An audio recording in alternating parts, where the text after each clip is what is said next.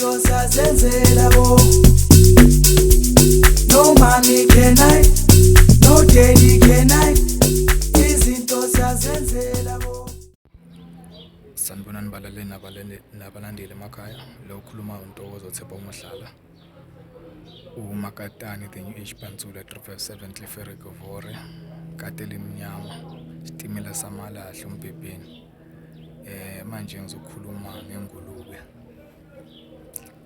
Nokuthi kungani ingadliwa ingulube. Kungamelanga idliwe, ngisho kanjalo. Kungani kungamelanga idliwe. Ingulube nasemandulo nangenkathi zeBhayibheli eBhayibhelini ngixolisa inkathi zaseBhayibhelini ingulube kwakuyiso isilwane sasisetshenziswa ngabaprofeti ukuthi basuse ukugula emuntwini bakubeke engulubeni. Ayazwisisa.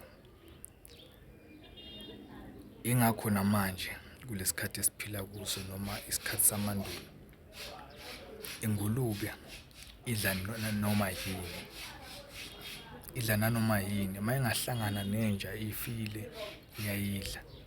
Yahlangana kwaba nebhadi, God forbid, kwaba nebhadi, kwaba nengane encane nishile nje dedengu ningayinakekeli.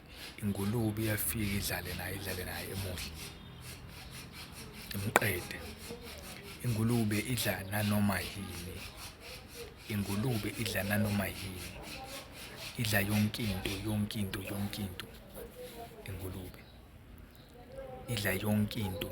Ingulube ingakho ingulube it's a no. Ingulube yonke into idlayo iyayikhuluphalisa, iyenza ukuthi ibe ngalendlela engayo.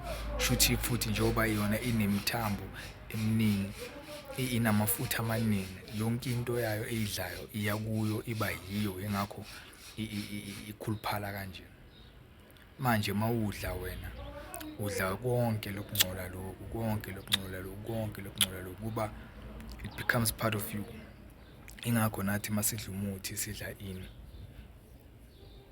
it becomes part of you. So ingakho we refrain and say people should not eat pork like that because ingcolile. Futhi nawe mawuyidla kakhulu iyakungcolisa emoyeni nasegazini. eBhayibhelini inhlanya uyasuswa ukugula yafakwa engulubeni. Ingulube zaleso sigodi zonke zahlanya. So indaba yengulube ijule kakhulu ngoba ingulube isisilwane, it's one of ilwane umuntu uyake makalala naso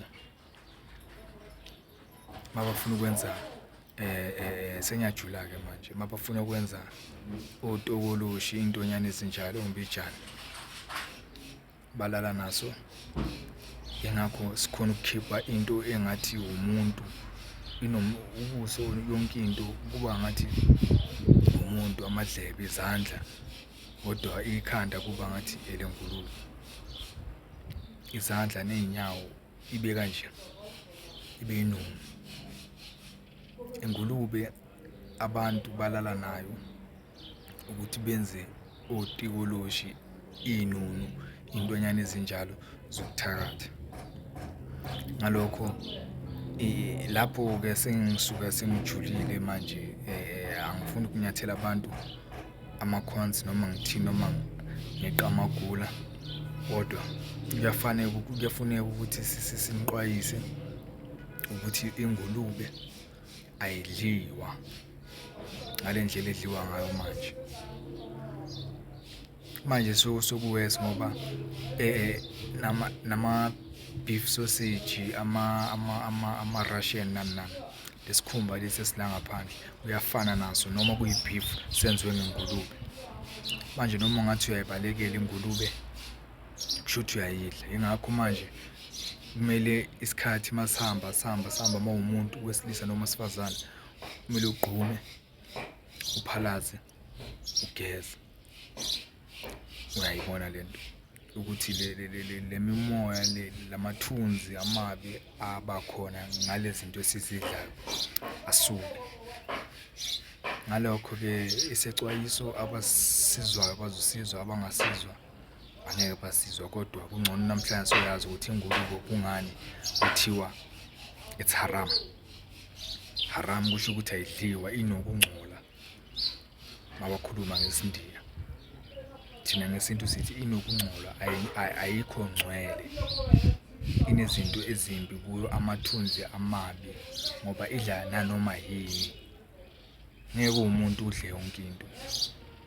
Futhi nawe-ke ungafaniswa nengulube uma ngabe udla yonke into, ngoba idla noma yini, idla yonke into, inhlabathi iyayidla, uyabo.